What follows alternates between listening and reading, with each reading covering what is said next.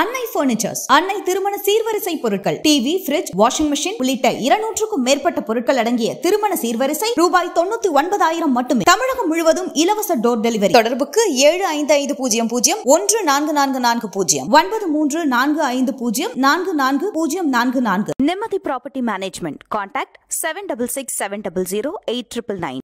MRL Realty's Nature's Enclave, Coastal Heaven theme-based resort villa plots, ECR. மாதம் 10,000 வரை assured rental income. Lifetime free stay at resort. 30க்கும் மேற்பட்ட வசதிகளுடன். Call 9962888888. Fourth Estate Tamil நேயர்களுக்கு அருள்மொழிவர்மனின் அன்பார்ந்த வணக்கங்கள். இது உங்கள் Fourth Estate தமிழ் வழங்கும் தலையங்கம் நிகழ்ச்சி. இன்னைக்கு நம்மளுடைய தலையங்கம் நிகழ்ச்சியில நாம எதை குறித்து பேச போறோம் அப்படின்னு பாத்தீங்கன்னா, டாக்டர் தொல் திருமாவளவன், விடுதலை சிறுத்தைகள் கட்சியினுடைய தலைவர். நாம இதற்கு முன்னாடி பேசியிருந்த நம்முடைய வீடியோக்குள்ள சொல்லியிருந்த அதே நிகழ்வுகளை அப்படியே நடந்திருக்கிறது அப்படின்னு நம்ம பாக்குறோம். ஏன் அப்படின்னா, அவர் கலந்து கொள்வதற்கான வாய்ப்புகள் இல்லாத ஒரு சூழல் இருக்கிறது. ஆனால் அவர் கலந்து கொள்ளாவிட்டாலும் அது கலந்து கொள்ளாததுக்கு வாய்ப்புகள் நிறைய இருக்குது.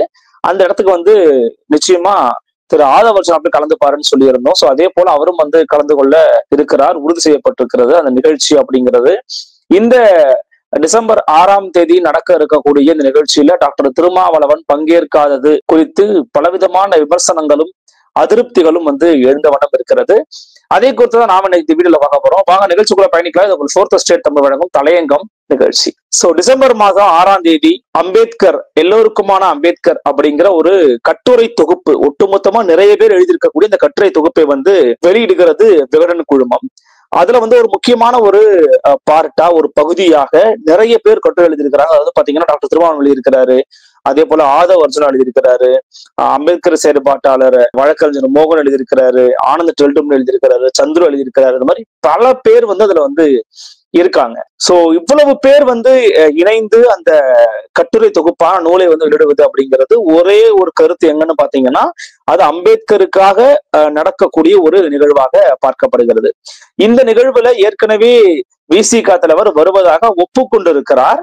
ஒப்புக்கொண்ட பிறகு சமீபத்துல திரு விஜய் அவர்களை அழைத்து இந்த நூலை வெளியிட வேண்டும் அப்படிங்கிற ஒரு விஷயத்த பேசியிருக்கிறாங்க. சோ இப்ப என்ன நடந்திருக்குது அப்படின்னு பாத்தீங்கன்னா, விஜய் அவர்கள் இந்த மாநாட்டை போட்ட போதே திமுக தான் தன்னுடைய பொலிட்டிக்கல் எனிமி, அரசியல் எதிரி அப்படின்னு திமுக தான் அப்படிங்கிறத குறிப்பிட்டு பேசியிருந்தாரு. சோ எப்படி பொலிட்டிக்கல் எனிமின்னு சொன்ன ஒரு நபரோட நம்முடைய கூட்டணியில இருக்கக்கூடிய டாக்டர் திருமாவளவன் மேடையை ஷேர் பண்ணுவாரு, அப்படி மேடையை ஷேர் பண்ணாரா நமக்கு நல்லா இருக்குமா அப்படின்னு திமுக எண்ணக்கூடும் என்று பல பேர் தொடர்ந்து பேசிக்கிட்டு இருந்தாங்க. அதன் அடிப்படையில தான் டாக்டர் திருமா கலந்து கொள்ள மாட்டார் அப்படின்னு பல பேர் சொல்லி இருந்தாங்க. இன்னொரு சாரார் பாத்தீங்கன்னா, அப்படி எல்லாம் கிடையாதுங்க, ஏங்க நீங்க முன்னாள் முதலமைச்சர், திமுகவின் முன்னாள் தலைவர், மரியாதைக்குரிய டாக்டர் கலைஞர் மு கருணாநிதி அவர்களுடைய நூற்றாண்டு நினைவு நாணயத்தை வெளியிடுவதற்காக மத்திய அமைச்சர் மரியாதைக்குரிய ராஜ்நாத் சிங் அவர்களை அழைத்து நீங்க வெளியிட்டீங்க. அதை பற்றி யாரும் கேள்வி எழுப்பல. தமிழ்நாட்டினுடைய ஆளுநர் RN ரவி அவர்கள் தொடர்ந்து தமிழ்நாட்டு அரசை சீண்டிக் கொண்டே இருக்கிறார். தமிழகத்தினுடைய பல கோரிக்கைகளை நிறைவேற்றுவதற்கு தயங்குகிறார். தமிழ்நாட்டினுடைய கொள்கைகளுக்கும் கோட்பாடுகளுக்கும் முரணாக சிந்திக்கிறார், செயல்படுகிறார் அப்படின்னு சொல்லி தொடர்ந்து பேசிக்கிட்டு இருக்கும் போது, ஆளுநருடைய தேநீர் விருந்தை மற்ற எல்லா கட்சிகளும் புறக்கணித்த போது திமுக கழகம் மட்டும் தேநீர் விருந்தை அட்டன் பண்ணாங்க. ஆனா கேட்டோம் அப்படின்னா, திமுக அட்டன் பண்ணல, திமுக அரசு அட்டன் பண்ணுச்சு அப்படின்னு சொன்னாங்க. அதே போல அமைச்சரவை மாற்றத்தையும் நம்ம பார்த்தோம். அந்த அமைச்சரவை மாற்றத்துல துணை முதலமைச்சர் உதயநிதி ஸ்டாலின் அவர்கள் பாத்தீங்கன்னா, பிரதமரை சென்று முதலமைச்சர் MK ஸ்டாலின் சந்தித்த பிறகு நடக்கிற ஒரு நிகழ்வாக அது இருக்கிறது. அதன் பிறகு இன்னொரு முக்கியமான விஷயம் என்னன்னா, உதயநிதி அவர்கள் இங்க துணை முதலமைச்சரா பதவி ஏற்கும் போது பிஜேபி சார்ந்தோ பிஜேபி காரங்களோ பெருசா யாரும் இங்க ரெப்ரசன்ட் ஆகல, அவங்களுடைய கருத்துக்களையும் தெரிவிக்கல. மிக குறிப்பாக அந்த அமைச்சரவை மாற்றத்துல சம்பந்தமே இல்லாம, வித்தவுட் எனி ரீசன், மனோ தங்கராஜ், முன்னாள் அமைச்சர் மனோ தங்கராஜ் நீக்கப்படுகிறார், அமைச்சரவையிலிருந்து நீக்கப்படுகிறார்.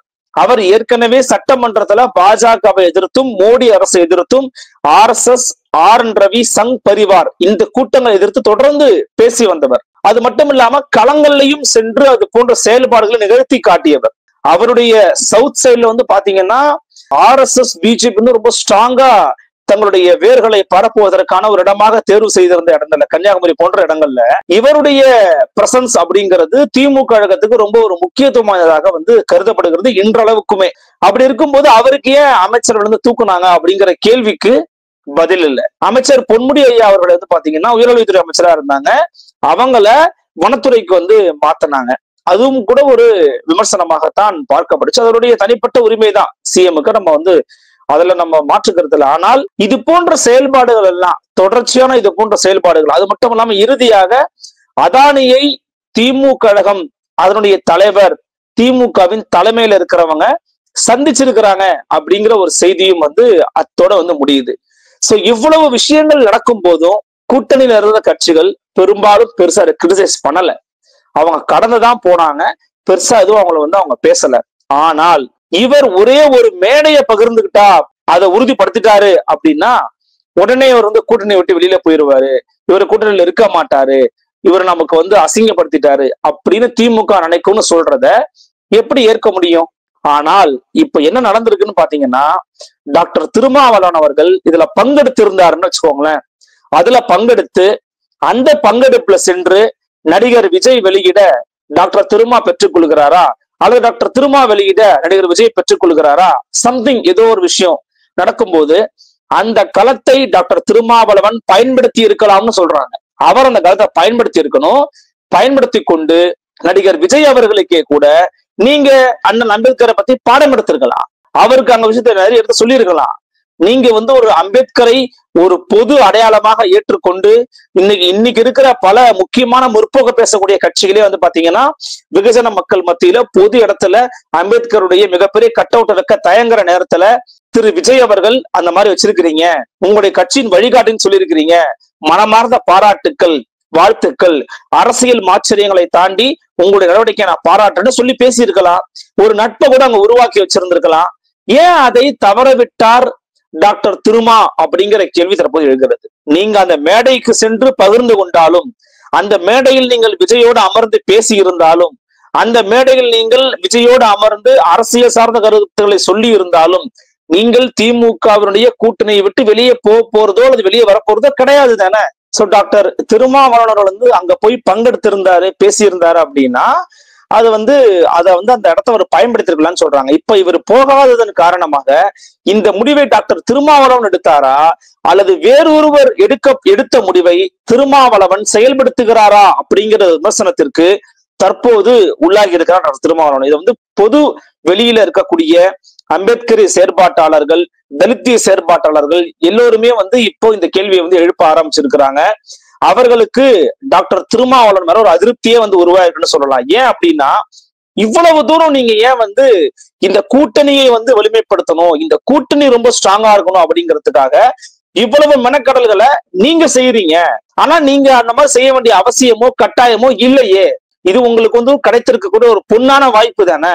நீங்க பொதுவா ஒரு ஊடகத்துல ஒரு சிறப்பு விருந்தினரா கூப்பிடுறாங்க அப்படின்னு சொல்லும் போது நீங்க பங்கெடுத்திருக்கலாம் தானே.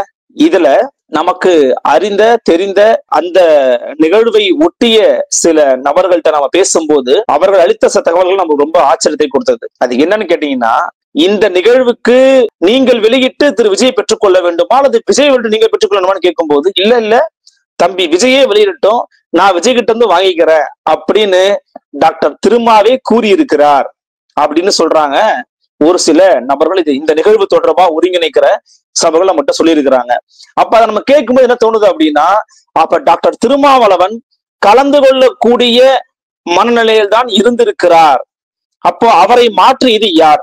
சொந்த கட்சியில் இருக்கக்கூடிய நபர்கள் கொடுத்த அழுத்தத்தின் அடிப்படையில் மாற்றி இருக்கிறாரா, அல்லது கூட்டணி கட்சிக்கு தலைமை வைக்கக்கூடிய திமுக கழகம் சொல்லி தன்னுடைய முடிவினை மாற்றி இருக்கிறாரா அப்படின்னு பலவிதமான கேள்விகள் இந்த முடிவை விட்டு தற்போது எழுந்திருக்கிறது. ஏன் டாக்டர் திருமாவளவன் கலந்து கொள்ளவில்லை அப்படிங்கிறதா இப்ப ஒரு பாயிண்டா இருக்குது.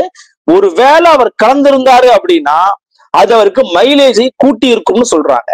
அவர் அந்த இடத்துல கலந்திருந்து அந்த விழாவில் அம்பேத்கரை பற்றி பேசி அதுல பங்கெடுக்கிறது அப்படிங்கிறது எந்த வகையில தவறு அப்படின்னு டாக்டர் திருமா எண்ணி இருக்கிறார் அப்படிங்கிறது நமக்கு தெரியல. அப்கோர்ஸ் இது அவருடைய தனிப்பட்ட முடிவு தான், அவர் எடுக்கக்கூடியதுதான் முடிவு. அவர் தான் கட்சியினுடைய தலைவர். அதெல்லாம் வந்து மாற்று கருத்து இல்ல.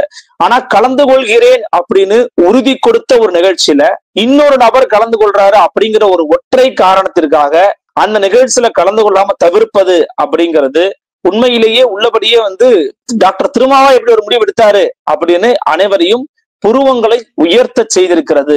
ஏன் இப்ப கலந்திருந்து அதுல அவர் என்ன பேசியிருந்தாலும் திமுக அதை தவறாக எண்ணுமா? அப்படி திமுக வந்து அதை ஒரு கூட்டணிக்கான ஒரு கணக்காக பார்க்குமே என்றால், இவ்வளவு விஷயங்கள் நான் சொன்னேன் வரிசையா பிஜேபியோட அவங்க வந்து இது போன்ற விஷயங்கள் எல்லாம் வந்து காம்ப்ரமைஸ் பண்ணாங்கன்ற மாதிரி சொன்னேன். அப்ப அதையெல்லாம் வந்து மற்ற கூட்டணி கட்சிகள் அனுமதிச்சாங்கல்ல, அமைதியா அவங்க பாத்துக்கிட்டு இருந்தாங்க, வேடிக்கை தானே பார்த்தாங்க, உங்களுக்கு ஆதரவு தானே பேசியிருந்தாங்க.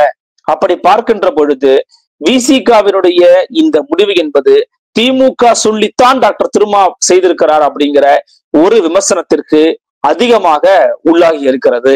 இவர் கலந்திருந்து அதை திமுக விமர்சித்திருந்தால் உண்மையிலேயே அனைத்து தரப்பும் திமுகவைத்தான் விமர்சித்திருப்பார்கள். ஏன் அவர் கலந்துகிட்டா என்னன்னா கேட்டிருப்பாங்க. அவர் கலந்து கொள்ளட்டும், அவர் பாட்டு கலந்துகிட்டு அவர் பேசிட்டு வந்திருக்கிறார், உங்களுக்கு என்ன பிரச்சனை தான் கேட்டிருப்பாங்க. அப்படி ஒருவர் ஒரு மேடையை பகிர்ந்து கொள்வதன் காரணமாகவே உங்களுடைய கூட்டணி முறியும், அவர் கூட்டணி கணக்கை மாற்றுவார் அப்படின்னா அவ்வளவு வலிமையற்ற கூட்டணியா நீ கட்டமைச்சிருக்கிறீங்க, அவ்வளவு வலிமை இழந்தா நீங்க காணப்படுறீங்க. அப்படி இல்லை தானே? அப்படி வலிமை உடைய ஒரு கூட்டணி கட்சியா நீங்க வந்து விசிகாவை கருதுனீங்க அப்படின்னா எந்த இடத்துக்கு வேணா போயிட்டு வாங்க திருமா அப்படின்னு நீங்க புன்முறுவலோட மகிழ்ச்சியோட அனுப்பிச்சிருக்கணும். இப்ப என்ன நடக்குது அப்படின்னா விசிகாவை வந்து திமுக ரொம்ப நெருக்கடிக்கு உள்ளாகிக்கிட்டு இருக்கு, விசிகாவை திமுக கட்டுப்படுத்துகிறது அப்படின்ற ஒரு விமர்சனத்திற்கு வந்து தற்போது விடுதலை சிறுத்தைகள் கட்சியும் அதன் தலைவர் டாக்டர் தொல் திருமாவளவனும் வந்து உள்ளாகி இருக்காங்க. அது நடந்திருக்கா நடக்கலையா அப்படிங்கிறது ரெண்டாவது செகண்டரி. பட் குற்றச்சாட்டு விமர்சனம் அப்படிங்கிறது வெளியிலிருந்து இப்படிதான் உருவாகி இருக்கிறது, இப்படித்தான் உருவாகும் அப்படின்னு டாக்டர் திருமாவுக்கும் தெரியும், நிச்சயமா அவருக்கும் தெரியும். இது வந்து இப்படியான ஒரு பாயிண்ட் ஆஃப் வியூவை கொண்டு போகும். ஏன்னா எந்த களத்திற்குமே வெளிப்படையாக இப்போ அவர் வந்து ஒரு மது ஒழிப்பு மகளிர் மாநாடு நடத்தினாரு, அந்த மாநாட்டுக்கு ஒரு அதிமுகவை தானே கூப்பிட்டாரு. அப்படி அதிமுகவையும் அவர் கூப்பிடும் போது அவர் மத்தியில் எந்த குழப்பமும் இல்லையே. ஊடகங்கள் கேள்வி கேட்கறீங்க, ஊடகங்கள் இப்படி பண்றீங்கன்னு சொன்னாங்களே தவிர அவர் குழப்பமாவே இல்லையே. அவர் ரொம்ப தெளிவா தானே இருந்தாரு. ஆமா நான் திமுக கூட சொன்னாரு. அதே போல மேடையில பங்கெடுங்க, மறுநாள் டிசம்பர் மாசம் 7ஆம் தேதி காலையில போய் அறிவாலயத்துக்கு போய் ஸ்டாலின் அவர்களை மீட் பண்ணிட்டு வாங்க, யாரு கேட்க போறா, என்ன சொல்ல போறாங்க? அப்படி இருக்கின்ற பொழுது இந்த தருணத்தை டாக்டர் திருமாவளவன் ஏன் தவற விட்டார், ஏன் இந்த நிகழ்ச்சியை புறக்கணித்தார் அல்லது புறக்கணிக்க வைக்கப்பட்டாரா அப்படிங்கிற கேள்விகள் எல்லாம் அடுக்கடுக்காக எழுந்த வண்ணமே இருக்குது. இது தொடர்பாக பலரும் பலவிதமான விமர்சனங்களை வந்து எழுதி கொண்டும் பேசிக்கொண்டும் வராங்க. குறிப்பாக சவுக்கு ஊடகத்தினுடைய ஆசிரியர் சவுக்கு சுந்தரன் எழுதியிருக்கிறாருன்னு பாத்தீங்கன்னா, கோவில் யானை திருமாவளவன் தலைப்புல போட்டு ஒரு சின்ன ஒரு விஷயங்கள் எழுதியிருக்கிறாரு. வரலாறு எல்லோருக்கும் வாய்ப்புகளை வழங்கி விடாது, அப்படி வாய்ப்புகள் வருகையில் அதை சரியாக பயன்படுத்திக் கொள்பவர் வரலாற்றில் இடம் பிடிப்பார், தவறவிடும் நபர் வரலாற்றின் கடைசி பக்கங்களில் குறிப்புகளாக ஒதுக்கப்படுவார். தமிழ்நாட்டில் எத்தனையோ தலித்தவர்கள் உருவாகி இருக்கிறார்கள், அவர்களில் அநேகமான ஒருவர் கூட காலத்தை கடந்து நின்றது கிடையாது. காலத்தை கடந்த தலைவனாக உருவெடுக்க வரலாறு திருமாவளவனுக்கு அப்படி ஒரு வாய்ப்பை ஏற்படுத்தி கொடுத்தது. வட தமிழகத்தில் இருக்கும் ஆதிக்குடிகளான பறையர் சமூக மக்களுக்கு இதுவரை அடையாளம் கிடைத்தது இல்லை. அவர்களை இந்நாள் வரை வெறும் வாக்கு வங்கிகளாகவே அனைத்து கட்சிகளும் பயன்படுத்தி வந்தன. முதல் முறையாக அவர்களுக்கு ஒரு அடையாளத்தை பெற்று தந்தவர் திருமாவளவன். ஒடுக்கப்பட்ட மக்களின் அடையாளமாக விடுதலை சிறுத்தைகள் கட்சியை ஒடித்தெடுத்தவர் திருமாவளவன். 2 அல்லது 3 சீட்டுகள் பெறும் கட்சி என்ற நிலையில் இருந்து ஒரு அரசியல் சக்தியாக விடுதலை சிறுத்தைகள் உருவாக வேண்டிய தருணம் வந்துவிட்டது. ஆனால் மீண்டும் ஒற்றை இலக்கத்திலேயே விடுதலை சிறுத்தைகளை தேக்கும் நிலைக்கு திருமாவே எடுத்து செல்கிறார். 1991ஆம் ஆண்டு வெறும் 1 எம்எல்ஏ பெற்ற பாட்டாளி மக்கள் கட்சி 2001ஆம் ஆண்டு சட்டப்பேரவை தேர்தலில் 20 எம்எல்ஏக்களை பெற்று பெரும் அரசியல் சக்தியாக உருவெடுத்தது. அக்கட்சி நிறுவனர் மருத்துவர் ராமதாஸ் அவர்களின் புத்தி கூர்மையாலும் சாதுரியத்தாலும் பாமக ஒரு பெரும் அரசு சக்தியாக உருவாக வேண்டும் என்பதை மனதில் வைத்து அவர் செய்த நகர்வுகள் அக்கட்சி இன்று வரை ஒரு சக்தியாக வைத்திருக்கிறது. அப்படி சாதுரியமான நகர்வுகளை செய்து விடுதலை சிறுத்தைகள் கட்சியையும் ஒரு பெரும் அரசியல் சக்தியாக வளர்த்தெடுக்கும் வாய்ப்பு திருமாவளவனுக்கு கிடைத்திருந்தது. முன்னெப்போதையும் விட ஒரு பலவீனமான நிலையில் திமுக இருக்கிறது. இதனால் விடுதலை சிறுத்தைகளின் முக்கியத்துவம் அதிகரித்திருக்கிறது. பாமக இப்போது பாஜக அணியில் இருக்கிறது. வட தமிழகத்தில் வெற்றியை பெற திமுகவுக்கு விடுதலை சிறுத்தைகள் மிக மிக அவசியம். புதிய கட்சியை தொடங்கியுள்ள விஜய் அதிகாரத்தில் பங்கு என்று வெளிப்படையாகவே அறிவித்து விட்டார். அதிமுகவோ இரு கரங்களோடு விடுதலை சிறுத்தைகளை வரவேற்றுக் கொண்டிருக்கிறது. இந்த நிலையை பயன்படுத்தி தனது நிலையையும் விசிக நிலையையும் ஒரு பெரும் அரசியல் சக்தியாக உயர்த்தும் வாய்ப்பு திருமாவுக்கு கிடைத்துள்ளது. இச்சூழலில் நடக்கும் நிகழ்வுதான் எல்லோருக்குமான தலைவர் அம்பேத்கர் நூல் வெளியீட்டு விழா. இதில் தாவேகா தலைவர் விஜய் கலந்து கொள்கிறார். ஒரு சாதுரியமான புத்தி கூர்மையுடைய தலைவராக திருமா இருந்திருந்தால் இந்நிகழ்ச்சியை பயன்படுத்தி கொண்டிருப்பார். திருமாவளவன் இந்நிகழ்ச்சியில் கலந்து கொண்டு விஜயோட நட்பை உருவாக்கி இருக்க வேண்டும். அந்நட்பு அவர் திமுக கூட்டணியிலே தொடர்வதற்கும் உதவி இருக்கும். திமுக கூட்டணியில் அவர் நிலையை மேலும் வலுவாக்கி இருக்கும். நிகழ்வில் கலந்து கொண்டு விஜய்க்கு வாழ்த்துக்கள் தெரிவித்திருக்க வேண்டும். ஒடுக்கப்பட்ட மக்களின் நலனுக்கு குரல் கொடுத்த விஜய்க்கு நன்றி என்று பேசியிருக்க வேண்டும். வாய்ப்பு இருந்தால் வரும் காலத்தில் இணைந்து பயணிக்கலாம், இருவரும் இணைந்து மாற்ற சக்தியாக உருவாக முடியும், காலம் முடிவு செய்யும் என்று திருமா பேசியிருந்தால் இன்று திருமாவை கருவேப்பிலை போல பயன்படுத்தும் திமுக அச்சத்தோடு பார்க்கும். உதயநிதி தன் பிறந்த நாளுக்கு திருமாவளவனை நேரில் சந்தித்து வாழ்த்து பெற்றிருப்பார். அவர் கட்சி எம்எல்ஏவை உள்ளே விடாமல் தடுத்த நிகழ்வு நடந்திருக்காது. திருமா கூட்டணியை விட்டு போய்விடப் போகிறாரோ என்ற அச்சத்தில் உரிய மரியாதையை கொடுத்திருப்பார்கள். அவர் பலத்தை புரிந்து கொள்வார்கள். ஆனால் ஓராண்டுக்கு முன்னால் ஒப்புக்கொண்ட ஒரு நிகழ்வுக்கு, அதுவும் அவர் மிகவும் நேசிக்கும் அண்ணல் அம்பேத்கர் பற்றிய ஒரு நூல் வெளியீட்டு விழாவுக்கு விஜய் கலந்து கொள்கிறார் என்பதற்காக திமுகவினர் பேச்சை கேட்டுக்கொண்டு நிகழ்வில் கலந்து கொள்வதை தவிர்ப்பது திருமாவளவனின் பலவீனத்தையே காட்டுகிறது. நிகழ்வு திருமாவளவனுக்கு காலம் தந்த அற்புதமான வாய்ப்பு. கோட்டை விட்டு விட்டார். இன்றைய நிலையில் விடுதலை சிறுத்தைகள் கட்சிக்கு திமுக அவசியம் இல்லை, திமுகவுக்குத்தான் விசிக அவசியம். யானை எத்தனை பலம் கொண்ட மிருகம், ஆனால் அது தன் பலம் தெரியாமல் கோவில் வாசல்கள் செய்து கொண்டிருக்கிறது அப்படின்னு எழுதியிருக்கிறாரு திரு சவுக்கு சங்கர் அவர்கள். என்னன்னா ஆக்சுவலி அந்த விழாவினுடைய இதுவும் நாங்க பார்க்கணும், யாரெல்லாம் வராங்கன்றது நான் சொல்லிடுறேன் பாருங்க. தமிழக வெற்றி கழக தலைவர் திரு விஜய் அவர்கள் நூலை வெளியிட்டு சிறப்புரை ஆற்றுகிறார் அம்பேத்கரை பற்றி. வரவேற்புரை பாத்தீங்கன்னா திரு ப சீனிவாசன், நிர்வாக இயக்குனர், விகடன் குழுமம். நூல் உருவாக்க உரை திரு ஆதவ் அர்ஜுனா அவர்கள், நிறுவனர், வாய்ஸ் ஆஃப் காமன்ஸ். நூலை பெற்றுக்கொண்டு சிறப்புரை திரு கே சந்துரு, மேனாள் நீதிபதி, சென்னை ஹைகோர்ட். திரு ஆனந்த் டெல்டும்டே அவர்கள், சமூக செயல்பாட்டாளர், அம்பேத்கரின் பேரன். நன்றியுரை தி முருகன், ஆசிரியர், ஆனந்த விகடன். டிசம்பர் 6 வெள்ளிக்கிழமை, சென்னை. இதான் எல்லோருக்குமான தலைவர் அம்பேத்கர் அப்படிங்கிற நூலுடைய அட்டைப்படம். நீங்க அந்த ஸ்கிரீன்ல கூட பாருங்க. சோ இந்த மாதிரி இப்போ திரு சவுக்கு சங்கர் பாருங்களேன், அவர் என்ன சொல்லியிருக்கிறாருன்னா, அவருடைய பலத்தை திரு திருமாவன் அவர்கள் பாத்தீங்கன்னா அறிந்து கொள்ளவில்லை. அதன் காரணமாகவே அவர் இப்படிப்பட்ட ஒரு தவறான முடிவு எடுத்திருக்கிறாருன்னு சவுக்கு சங்கர் பேசுறாரு. இப்ப இன்னும் சில பேர் என்ன சொல்றாங்கன்னா, இல்ல அவர் எடுத்த முடிவு சரியான முடிவுதான். ஏன்னா இந்த முடிவை எடுத்தால்தான் நாம தனித்துவமா தெரியும், தேவையில்லாம இது விஜய்க்கு ஒரு மைலேஜ கொடுத்துடுற மாதிரி ஆயிடும். அன்டெஸ்டட் ஓட் பேங்கான விஜய் அவர்களை நாம போய் அந்த நிகழ்ச்சியில கலந்து கொள்வதன் மூலமாக விஜயை ஒரு பெரிய ஆளா நாமளே உருவாக்கிடுற மாதிரி ஆயிடும். அது மட்டும் இல்லாம விஜய் அதிகாரத்தில் பங்கு, ஆட்சியில் பங்குன்னு அழைத்தது விசிகாவை இழுக்கத்தான் அப்படின்னு பொதுப்படையான ஒரு பேச்சு இருக்கும்போது, பாத்தீங்களா அவர் கூப்பிட்டாரு, திருமா போயிட்டாரு அப்படிங்கிற மாதிரி ஒரு நேம் கிரியேட் ஆகும். அது நமக்கு தேவையே கிடையாது. அவர் என்ன ஆட்சி நமக்கு பங்கு கொடுக்கிறது, அவருக்கு முன்பாகவே 4 நூற்றாண்டுகளுக்கும் முன்பாக கட்சி ஆரம்பித்த கட்சி நாம தான், நமக்கு அவர் சீட்டு கொடுக்கிறதா, இதெல்லாம் சரியா வராது அப்படின்னு சொல்லி அந்த வகையிலும் கூட டாக்டர் திருமா இதை தவிர்த்திருக்கலாம் அப்படின்னு ஒரு சாரார் சொல்றாங்க. இருந்தாலும் இந்த நிகழ்வில் கலந்து கொள்ள தவறு விட்டது அப்படிங்கிறது உண்மையிலேயே வெளியிலிருந்து பார்க்கக்கூடியவருடைய ஒட்டுமொத்தமான விஷயங்களையும் கருத்தில் கொண்டு தலையங்கத்தின் மூலமாக நம்முடைய கருத்து நிலைப்பாடு என்ன அப்படின்னு பாத்தீங்கன்னா, திருமாவளவன் அவர்கள் கலந்து கொண்டிருக்க வேண்டும். கலந்து கொண்டிருந்து சிறப்பான கருத்துக்களை வெளிப்படுத்தி தம்பி விஜய்க்கு வாழ்த்துக்கள் அப்படின்னு சொல்லி அவரை அங்கேயே அமர வைத்து திமுக கூட்டணியில் நாங்கள் தொடர்கிறோம், அம்பேத்கரனுடைய புரட்சி முழக்கங்களை, அம்பேத்கரனுடைய திட்டங்களை செயல்படுத்தக்கூடிய மாடலாக இன்றைக்கு தமிழ்நாட்டில் திராவிட மாடல் இருக்குதுன்னு அவர் பேசி இருக்கணும். அப்படி பேசி இருந்தாரு அப்படின்னா அதுதான் அவருடைய வலிமைக்கும் ஆளுமைக்கும் திறமைக்கும் ஒரு எடுத்துக்காட்டாக உதாரணமாக மாறி இருக்கும் அப்படிங்கிறது நம்முடைய ஒரு எண்ணமாக இருக்கிறது. இருந்தாலும் ஒரு தலைவருடைய நிலைப்பாடு, எண்ணம் அப்படிங்கிறதுக்கு பின்னாடி 1000 அர்த்தங்கள் இருக்கலாம். டாக்டர் திருமாவின் இந்த முடிவு குறித்து உங்களுடைய எண்ணங்கள் என்ன அப்படிங்கிறதையும் கமெண்ட் செக்ஷன்ல பதிவு பண்ணுங்க. மற்றும் ஒரு தலையங்கம் செய்தியில் மற்றும் ஒரு தலைப்பில் சந்திக்கிறேன். நன்றி, வணக்கம்.